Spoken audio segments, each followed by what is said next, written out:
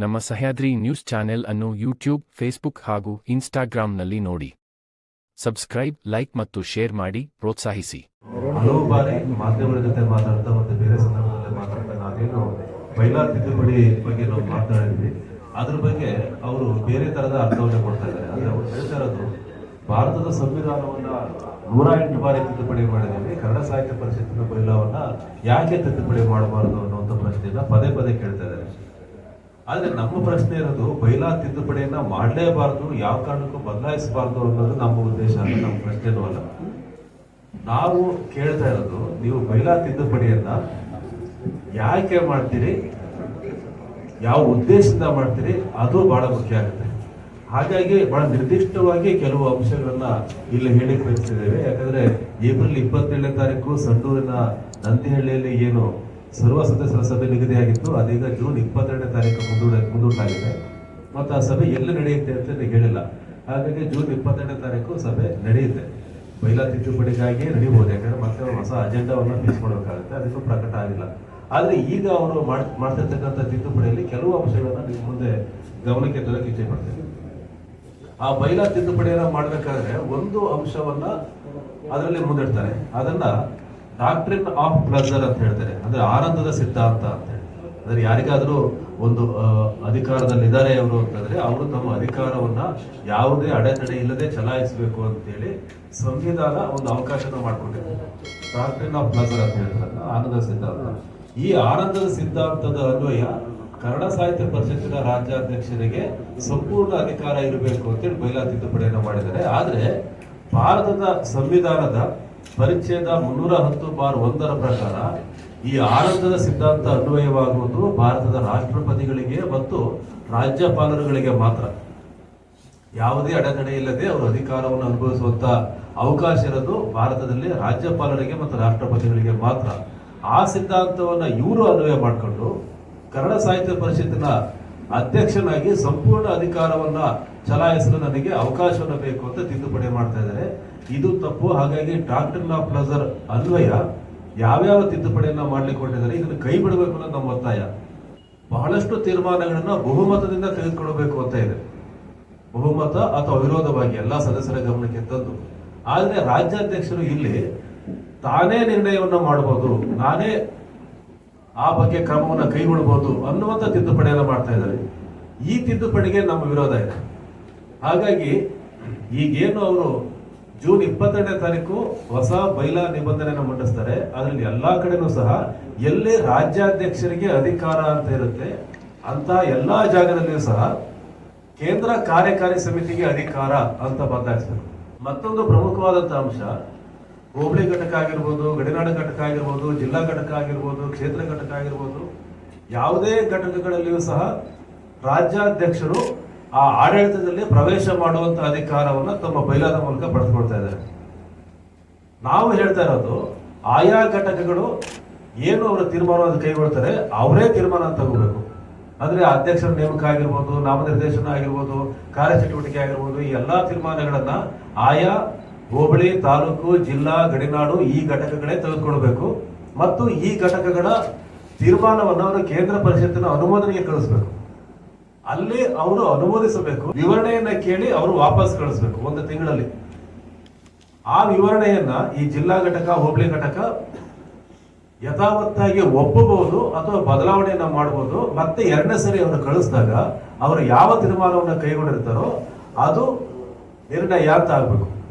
ಅದನ್ನ ಮತ್ತೆ ರಾಜ್ಯ ಸಮಿತಿಯ ಅಧ್ಯಕ್ಷರಾಗಲಿ, ಕೇಂದ್ರ ಕಾರ್ಯಕಾರಿ ಸಮಿತಿ ಆಗಲಿ ಅದನ್ನು ಮೂಗು ತೋರಿಸಬಾರ್ದು. ಇದು ಜಿಲ್ಲಾ ಘಟಕ, ಹೋಬಳಿ ಘಟಕದ ಒಂದು ಅಧಿಕಾರ ವಿಕೇಂದ್ರೀಕರಣ. ಅಂದ್ರೆ ಹೀಗೇನೆ ಇಲ್ಲಿ ರಾಜ್ಯಾಧ್ಯಕ್ಷರು ಅಥವಾ ಕೇಂದ್ರ ಕಾರ್ಯಕಾರಿ ಸಮಿತಿಯು ಇಲ್ಲಿ ಹೋಬಳಿ ಘಟಕದಲ್ಲಿ ನಾಮನಿರ್ದೇಶನ ಮಾಡೋದು, ಯಾರನ್ನೋ ಕಿತ್ತಾಕೋದು, ಅವರ ವಿರುದ್ಧ ಇನ್ನೇನೋ ಕ್ರಮ ಕೈಗೊಳ್ಳೋದು ಮಾಡಬಾರದು ಅಂತ ಕೇಂದ್ರ ಸಮಿತಿಗೆ ಅನುಮೋದನೆ ಕಳಿಸ್ಬೇಕು. ಆದ್ರೆ ಅದನ್ನ ಅವರು ಒಪ್ಪಬೇಕು ಅಥವಾ ವಿವರಣೆ ಕೇಳಬೇಕು. ವಿವರಣೆ ಕೇಳಿದ್ಮೇಲೆ ಒಪ್ಪಲೇಬೇಕು. ಈಗ ಸಂಸತ್ತಿನಲ್ಲೇ ಈ ರೀತಿಯ ವ್ಯವಸ್ಥೆ ಇದೆ ಅಂದಾಗ ಇಲ್ಲಿ ನಾನೇನಾದ್ರೂ ಮಾಡ್ಬೋದು ಅಂತಂದ್ರೆ ಇದನ್ನ ನಾವು ಒಪ್ಪಲ್ಲ, ತಿದ್ದುಪಡಿ ಈ ರೀತಿ ಆಗ್ಬೇಕು ಅಂತ. ಆಮೇಲೆ ಸಭೆಗೆ ಗೈರು ಹಾಜರಾದ್ರೆ ಅದನ್ನ ನೆಪವಾಗಿ ಇಟ್ಕೊಂಡು ಅವರನ್ನ ಕೈ ಬಿಡ್ತಕ್ಕಂಥ, ಪದಾಧಿಕಾರಿ ಹುದ್ದೆಯಿಂದ ತೆಗಿತಕ್ಕಂಥ ಒಂದು ತಿದ್ದುಪಡಿಯನ್ನ ಮಾಡ್ಲಿಕ್ಕೆ ಬಿಟ್ಟಿದ್ದಾರೆ. ಕೇಂದ್ರ ಪರಿಷತ್ತಿನ ಅಧ್ಯಕ್ಷರು 1 ವರ್ಷ ಗೈರಾಗಬಹುದಂತೆ. ಈ ಕಾರ್ಯಕಾರಿ ಸಮಿತಿಯ ಸದಸ್ಯರು ಮತ್ತೆ ಜಿಲ್ಲಾಧ್ಯಕ್ಷರು 3 ಸಭೆಗಳಿಗೆ ಗೈರಾಗಬಹುದಂತೆ. ಇದು ಏಕರೂಪವಾಗಿರ್ಬೇಕು ಎಲ್ಲರಿಗೂ. ಮತ್ತು ಅವರು 3 ಸಭೆಗಳಿಗೆ ಗೈರಾದ್ಮೇಲೆ ಅವ್ರನ್ನ ತೆಗಿತಾರೆ ಅಂತಂದ್ರೆ ಮೊಟ್ಟ ಮೊದಲನೇದಾಗಿ ಅದು ಸ್ವಯಂ ಚಾಲಿತವಾಗಿ ಬರುತ್ತೆ ಅಂತ ಅವ್ರು ಹೇಳೋದು. 3 ಸಭೆಗೆ ಬರಲಿಲ್ಲ ಅಂತಂದ್ರೆ ಮತ್ತವ್ರು ಬರೋದೇ ಬೇಡ, ಹೋಯ್ತು ಅವ್ರದ್ದೆಲ್ಲದು ಅಂತ. ಆದ್ರೆ ಹಾಗಾಗಬಾರ್ದು. ಅವರಿಂದ ವಿವರಣೆಯನ್ನ ಕೇಳಬೇಕು. ಆ ವಿವರಣೆಯನ್ನ ಎಲ್ಲಿ ಪದಾಧಿಕಾರಿ ಆಗಿರ್ತಾರೋ ಆ ಘಟಕಗಳು ವಿವರಣೆಯನ್ನ ಪಡಿಬೇಕು. ವಿವರಣೆಯನ್ನ ಪಡೆದು ಸೂಕ್ತ ಅನಿಸಿದ್ರೆ ಮುಂದಿನ ಕ್ರಮವನ್ನು ತೆಗೆದುಕೊಳ್ಬೇಕು. ಏಕಾಏಕಿ 3 ಸಭೆಗೆ ಬರಲಿಲ್ಲ ಅಂತ ತಕ್ಷಣ ಅದು ಸದಸ್ಯತ್ವನೇ ಹೋಗುತ್ತೆ ಅಥವಾ ಏನ್ ಹುದ್ದೆ ಇದೆ ಅದೇ ಹೋಗುತ್ತೆ ಅನ್ನೋದಿದೆಯಲ್ಲ, ಇದು ತಪ್ಪು ತಿದ್ದುಪಡಿ. ಇದು ಆಗಬಾರ್ದು ಅಂತ ಇವತ್ತು ಉಡುಪಿನ ರಾಜ್ಯಾಧ್ಯಕ್ಷರು ಮಾತಾಡ್ತಾ ಹೇಳಿದ್ದಾರೆ. ಸಂವಿಧಾನ ತಿದ್ದುಪಡಿ 108 ಸಲ ಆಗಿದೆ, ನಾನ್ಯಾಕೆ ಮಾಡಬಾರ್ದು ಅಂತ. ಮಾಡಬಾರ್ದು ಅಂತ ಎಲ್ಲೂ ಹೇಳಿಲ್ಲ. ಯಾಕೆ ಮಾಡಬೇಕು, ಹೇಗೆ ಮಾಡಬೇಕು ಅನ್ನೋದನ್ನ ಮಾತ್ರ ನಾವು ಹೇಳ್ತಾ ಇದ್ದೀವಿ. ಆಮೇಲೆ ಇನ್ನೊಂದು, ಕರ್ನಾಟಕ ಸರ್ಕಾರ ಒಂದು ಆದೇಶವನ್ನು ಹೊರಡಿಸಿದೆ. ಯಾರೂ ಸಹ ತಮ್ಮ ಗೌರವ ಹುದ್ದೆಗಳೇನಿದೆ, ಡಾಕ್ಟರೇಟ್ ಆಗಿರ್ಬೋದು ಅಥವಾ ಬೇರೆ ಸಚಿವ ಸ್ಥಾನಮಾನದ ಹುದ್ದೆ ಆಗಿರ್ಬೋದು, ಇವನ್ನ ಸಾರ್ವಜನಿಕವಾಗಿ ಬಹಿರಂಗವಾಗಿ ಹೇಳ್ಬಾರ್ದು ಅಂತ ಇದೆ. ಆದ್ರೆ ರಾಜ್ಯಾಧ್ಯಕ್ಷರು ಎಲ್ಲಾ ಕಡೆನೂ ಸಹ ನಾಡೋಜ ಅಂತಾನೆ ಹೇಳ್ತಾರೆ. ನಾಡೋಜ ಅವರಿಗೆ ಕೊಟ್ಟಿರ್ಬೋದು, ಒಂದು ವಿಶ್ವವಿದ್ಯಾನಿಲಯ ಗೌರವಪೂರ್ವಕವಾಗಿ ಅವರಿಗೆ ಕೊಟ್ಟಿದೆ. ಆದ್ರೆ ಅದನ್ನ ದೊಡ್ಡ ಟ್ರಂಪ್ ಕಾರ್ಡ್ ರೀತಿಯಲ್ಲಿ, ನನಗೆ ಸಿಕ್ಕಿರ್ತಕ್ಕಂಥ ದೊಡ್ಡ ಪದವಿಯ ರೀತಿಯಲ್ಲಿ ಎಲ್ಲಾ ಕಡೆನೂ ಅದನ್ನು ಬಳಸ್ತಿದ್ದು. ನಾನು ಹೇಳ್ತಿರೋ ಮಾತಲ್ಲ, ರಾಜ್ಯ ಸರ್ಕಾರವೇ ಹೇಳಿದೆ ಅವರು ಇಂಥ ಗೌರವಪೂರ್ವಕ ಹುದ್ದೆಗಳನ್ನ ಬಳಸಬಾರದು ಅಂತ ಹೇಳಿ, ಬಹಿರಂಗವಾಗಿ ಬಳಸಬಾರದು ಅಂತ. ಹಾಗಾಗಿ ಅವರು ತಮ್ಮ ವಿಸಿಟಿಂಗ್ ಕಾರ್ಡ್ಗಳಲ್ಲಿ ಮತ್ತು ಲೆಟರೇಟ್ಗಳಲ್ಲಿ ನಾಡೋಜ ಅಂತ ಬಳಸೋದನ್ನ ನಿಲ್ಲಿಸಬೇಕು. ಮತ್ತೆ ರಾಜ್ಯ ಸಚಿವ ಸ್ಥಾನಮಾನ ಅಂತೇನಿದೆ ಅದನ್ನು ಬಳಸೋದು ನಿಲ್ಲಿಸಬೇಕು. ಅದೊಂದು ಗೌರವಪೂರ್ವಕವಾಗಿ ಕೊಟ್ಟಿರ್ತಕ್ಕಂಥ ಒಂದು ಹುದ್ದೆ ಅದು. ಈಗೇನು ರೆಗ್ಯುಲರ್ ಆಗಿ ಸಂಪುಟದಲ್ಲಿ ಸಚಿವರಾಗಿರ್ತಾರೆ ಅಂತಹ ಅಧಿಕಾರ ಏನು ಅವ್ರಿಗೆ ಇರೋದಿಲ್ಲ. ಅವರಿಗೆ ಒಂದು ಗೌರವಪೂರ್ವಕವಾಗಿ ರಾಜ್ಯ ಸಚಿವ ಸ್ಥಾನಮಾನ ಕೊಟ್ಟಿದೆ ಅಂತಂದ್ರೆ ಅವ್ರು ಯಾರ ಮೇಲೆ ಬೇಕಾದ್ರೂ ಅಧಿಕಾರವನ್ನು ಚಲಾಯಿಸಬಹುದು. ಒಂದು ಪ್ರೋಟೋಕಾಲ್ ಇರುತ್ತೆ, ಅದು ಯಾರಿಗೆ ಬೇಕಾದ್ರೂ ಮಾತಾಡ್ಬೋದು, ಜಿಲ್ಲಾಧಿಕಾರಿ ಮಾತಾಡ್ಬೋದು, ಬೇರೆ ಸಚಿವರಿಗೆ ಸಮಾನವಾಗಿ ಕೂತ್ಕೊಳ್ಬಹುದು ಅಂತ ಅರ್ಥ ಅಲ್ಲ. ಅದು ಗೌರವಪೂರ್ವಕವಾದಂತ ಹುದ್ದೆ ಅದು. ಹಾಗಾಗಿ ಅವರು ಅದನ್ನ ಬಳಸಬಾರ್ದು. ನಾಡೋಜ ಅನ್ನೋ ಪದವನ್ನ ಮತ್ತು ರಾಜ್ಯ ಸಚಿವ ಸ್ಥಾನಮಾನ ಅನ್ನೋದನ್ನ ಅವರು ಬಳಸಬಾರ್ದು. ಮಗಳ ರಂಗ ಪ್ರವೇಶವನ್ನ ಮಾಡಿದ್ದಾರೆ. ಅವರು ಪ್ರತಿಭಾವಂತೆ, ಅವರು ಸಹ ಒಬ್ಬ ಕಲಾವಿದೆ. ರಂಗ ಪ್ರವೇಶ ಮಾಡೋದಕ್ಕೆ ನಮ್ಮ ವಿರೋಧ ಇಲ್ಲ. ಒಬ್ಬ ಕಲಾವಿದರನ್ನ ಯಾರು ತಡಿಬಾರ್ದು, ಯಾರು ಪ್ರಶ್ನೆ ಮಾಡಬಾರ್ದು. ಆದ್ರೆ ಸಾಹಿತ್ಯ ಪರಿಷತ್ತಿನ ಕಾರ್ಯಕ್ರಮದಲ್ಲಿ, ಸಾಹಿತ್ಯ ಪರಿಷತ್ತಿನ ಖರ್ಚಿನಲ್ಲಿ ಆ ಕಾರ್ಯಕ್ರಮ ಆಗಿದ್ರೆ ಆ ಹಣವನ್ನ ರಾಜ್ಯಾಧ್ಯಕ್ಷರು ಸಾಹಿತ್ಯ ಪರಿಷತ್ತಿನ ಖಾತೆಗೆ ಕೂಡಲೇ ಕೊಡಬೇಕು. ಇಲ್ಲ ಅವರೇ ಸ್ಪಷ್ಟನೆ ಕೊಡಬೇಕು. ಅವರೇ ಖರ್ಚು ಮಾಡಿದರೆ ಅದು ಒಂದು ಕಾರ್ಯಕ್ರಮಕ್ಕೆ ಅಂದ್ರೆ ಅದೇ ತತ್ವರಸಾಯನ ಕಾರ್ಯಕ್ರಮ ಆಗಿದೆ ಕನ್ನಡ ಸಾಹಿತ್ಯ ಪರಿಷತ್ತಿನಿಂದ.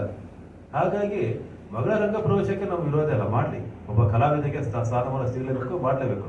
ಆದ್ರೆ ಅವರು ಸಾಹಿತ್ಯ ಪರಿಷತ್ತಿನ ಹಣವನ್ನು ಖರ್ಚು ಮಾಡಿದ್ರೆ ಅದನ್ನ ಖಾತೆಗೆ ಕೊಡಬೇಕು.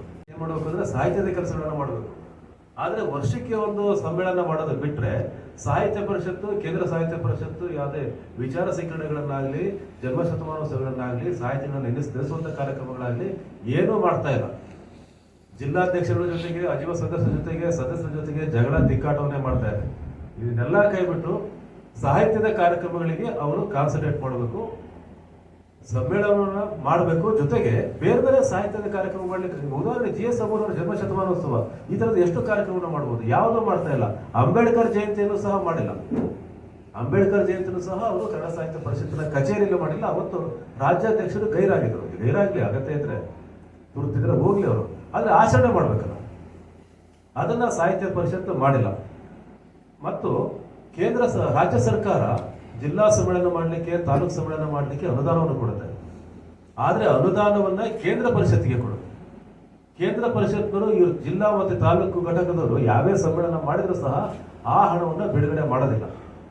ಹಾಗಾಗಿ ರಾಜ್ಯ ಸರ್ಕಾರ ಈ ಜಿಲ್ಲಾ ಮತ್ತು ತಾಲೂಕು ಸಮ್ಮೇಳನಕ್ಕೆ ನಿಗದಿಯಾಗಿದೆ 150,000, 1 ಲಕ್ಷ ನಿಗದಿಯಾಗಿದೆ. ಆ ಹಣವನ್ನ ಜಿಲ್ಲಾ ಘಟಕಗಳಿಗೆ ಕೊಡಬೇಕು. ಆ ಹಣ ಬಳಕೆ ಆಗಬೇಕು. ಚಟುವಟಿಕೆಗಳ ಬಗ್ಗೆ ಉನ್ನತ ಮಟ್ಟದ ತನಿಖೆ ರಾಜ್ಯ ಸರ್ಕಾರ ಮಾಡಬೇಕು ಅಂತೇಳಿ ಸ್ಥಾಪಿತವಾದ ಸಾಹಿತ್ಯ ಪರಿಷತ್ ಮಹೇಶ್ ಜೋಶಿ ಬರುವವರೆಗೂ ಸಾಂಗವಾಗಿ ನಡ್ಕೊಂಡ್ ಬಂದಿದೆ. ಬಟ್ ಈಗ ದೊಡ್ಡ ಸಮಸ್ಯೆ ಆಗಿದೆ. ನಾನು ಪ್ರೆಸ್ ಮೀಟ್ ಮಾಡ್ತಾ ನಾ ಮಾಂಸದೂಟ ಕೊಡಲ್ಲ ಅಂತ, ಇಡೀ ಮಂಡ್ಯದವ್ರಿಗೆ ಯಾಕೆ ಕೊಡಲ್ಲ ಅಂತ ಕೊಟ್ಟರು. ತಾವೇ ಅಂದ ಮಾತಿಗೆ ತಾವೇ ಹೋರಾಡೋ ಸ್ಥಿತಿ ಬಂದ್ಬಿಡ್ತು. ಒಬ್ಬ ಸಾಹಿತ್ಯ ಪರಿಷತ್ ಅಧ್ಯಕ್ಷ ರಾಜ್ಯಮಟ್ಟದವರು ಮನಸ್ಸೇ ಆಗಿದೆ ನೋಡಿ. ಯಾಕೆ ದೇವೇಗೌಡರು ಆಗ್ಬೋದು, ಆಗಬಾರ್ದು. ಒಬ್ಬ ಮಹಿಳೆ ಆಗ್ಬೋದು, ಈ ತರದ ಸಮಸ್ಯೆಗಳನ್ನ ನೋಡ್ತಾ ಇದ್ರೆ ಸಾಹಿತ್ಯ ಪರಿಷತ್ ಅಧ್ಯಕ್ಷನಿಗೆ ಬಹಳ ಸಮಸ್ಯೆಗಳಿದ್ದಾವೆ.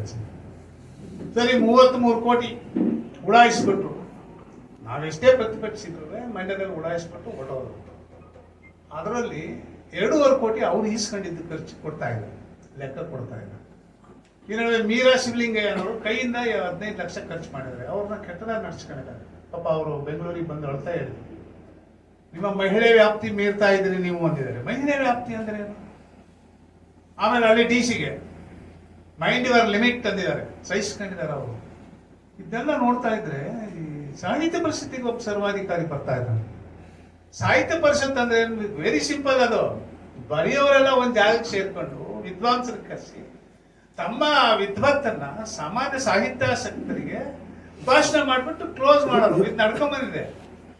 ಆದ್ರೆ ಇಲ್ಲಿ ಬೈರಾಗಳು, ಈ ಸಮ್ಮೇಳನಗಳನ್ನೆಲ್ಲ ನೋಡಿದ್ರೆ ಏನೋ ಒಂದು ಭೀಕರವಾದ ಸಂಸ್ಥೆ ನಮ್ಮ ಎದುರಿಗೆ ರಚನೆ ಆಗ್ತಾ ಇದೆ. ಒಬ್ಬ ಸರ್ವಾಧಿಕಾರಿ ರಚನೆ. ಎಷ್ಟು ಜನ ಮೇಲೆ ಕೇಸ್ ಇದೆ ಗೊತ್ತಾ? ಯಾರು ರಾಮೇಗೌಡ ಅನ್ನೋರ ಮೇಲೆ ಸಿರ್ಸಿಲ್ ಕೇಸ್ ಹಾಕ್ಸಿರೋದು, ಜಯಪ್ರಕಾಶ್ ಗೌಡ್ರ ಮೇಲೆ ಹಾವೇರಿಲಿ ಕೇಸ್ ಹಾಕ್ಸಿರೋದು, ಪ್ರಶ್ನೆ ಮಾಡಿದ ಇಲ್ಲಿ ಶಿವಮೊಗ್ಗದ ಅಧ್ಯಕ್ಷರ ನೋಟಿಸ್. ಈ ತರ ಸಿಕ್ಕಾಪಟ್ಟೆ 24 ಅವರ್ಸ್ ಬಹುತೇಕ ಆ ಮನುಷ್ಯ ನಿದ್ದೆ ಮಾಡ್ತಾ ಇಲ್ಲ ಅನ್ಸುತ್ತೆ. ಅಷ್ಟರ ಮಟ್ಟಿಗೆ ತನಗಾಗದವ್ರಿಗೆ ಕಿರುಕುಳ, ಈ ಬೈಲಾ ತಿದ್ದುಪಡಿ ಸರ್ಕಾರನ ಹಾಕೊಂಡಿರೋದು. ಇದಾಯ್ತಾ? ಮಂಡ್ಯ ಉಡಾಯಿಸ್ಬಿಟ್ರ, ಬಳ್ಳಾರಿಗೆ 40 ಕೋಟಿ ಕೇಳಿ ಅಂತ ಎಲ್ಲರಿಗೂ ಒತ್ತಡ ತಂದು 40 ಕೋಟಿ ಜಾತ್ರೆಗೆ ಬಳ್ಳಾರಿಗೆ ರೆಡಿ ಆಗ್ತಾ ಇದ್ದಾರೆ ವಿನಃ ಮಂಡ್ಯದ ಲೆಕ್ಕ ಕೊಟ್ಟಿಲ್ಲ. ಈಗ ಹೋಗಿ ಕೋರ್ಟ್ಗೆ ಏನು ಕೊಟ್ಟಿದ್ದಾರೆ ಗೊತ್ತಾ? ಮಂಡ್ಯದವರಿಂದ ನನಗೆ ಜೀವ ಬೆದರಿಕೆ ಇದೆ ಅಂತ. ಮಂಡ್ಯದವ್ರು ಶಾಕ್ ಕೊಡೋಲ್ಲ. ನಾವ್ ಯಾವ ಜೀವ ಬೆದರಿಕೆ ಲೆಕ್ಕ ಕೊಡಪ್ಪ ಅಂತ ಕೇಳಿದ್ರೆ ಇಂಥ ಮಾತಾಡಿದಾರ ಅಂತ ಅವ್ರು ಹೇಳ್ತಾ ಇದ್ದಾರೆ. ಅಲ್ಲಿ ನಾವು ಇದು ಒಂದು ಕನ್ನಡದ ಅತಿಶ್ರೇಷ್ಠವಾದ ವೇದಿಕೆ, ಕರ್ನಾಟಕದಲ್ಲಿರೋ ಏಕೈಕ ಜಾತ್ಯತೀತ ವೇದಿಕೆ, ಒಂದು ಶ್ರೇಷ್ಠವಾಗಿ ಉಳಿಸ್ಕೊಳ್ಳೋದಕ್ಕೆ ಒಂದು ಜನಾಂದೋಲನವನ್ನೇ ರೂಪಿಸಬೇಕಾಗಿದೆ. ಸಾಹಿತ್ಯ ಪರಿಷತ್ತಿನ ಎಲ್ಲಾ ಆಜೀವ ಸದಸ್ಯರು ಮತ್ತೆ ಪದಾಧಿಕಾರಿಗಳನ್ನು ಸೇರ್ಬೇಕು, ಮತ್ತೆ ಸಾಹಿತಿಗಳು ಲೇಖಕರಲ್ಲಿ ಸೇರ್ಬೇಕು ಅಂತೇಳಿ ಬಹಳ ದೊಡ್ಡ ಒಂದು ಸಮಾವೇಶವನ್ನ ಅಲ್ಲಿ ಆಯೋಜನೆ ಮಾಡ್ತಾ ಇದ್ವಿ. ಮಂಡ್ಯದವರು ಆಯೋಜನೆ ಮಾಡ್ತಾ ಇದ್ದಾರೆ. ಅದಕ್ಕೆ ಬೇರೆ ಜಿಲ್ಲೆಗಳಿಂದಲೂ ಸಹ, ಸುತ್ತಮುತ್ತಲ ಎಲ್ಲಾ ಜಿಲ್ಲೆಗಳಿಂದಲೂ ಸಹ ಅಲ್ಲಿ ಬಂದು ಒಂದು ಪ್ರತಿರೋಧವನ್ನ ಮಾಡಬೇಕು.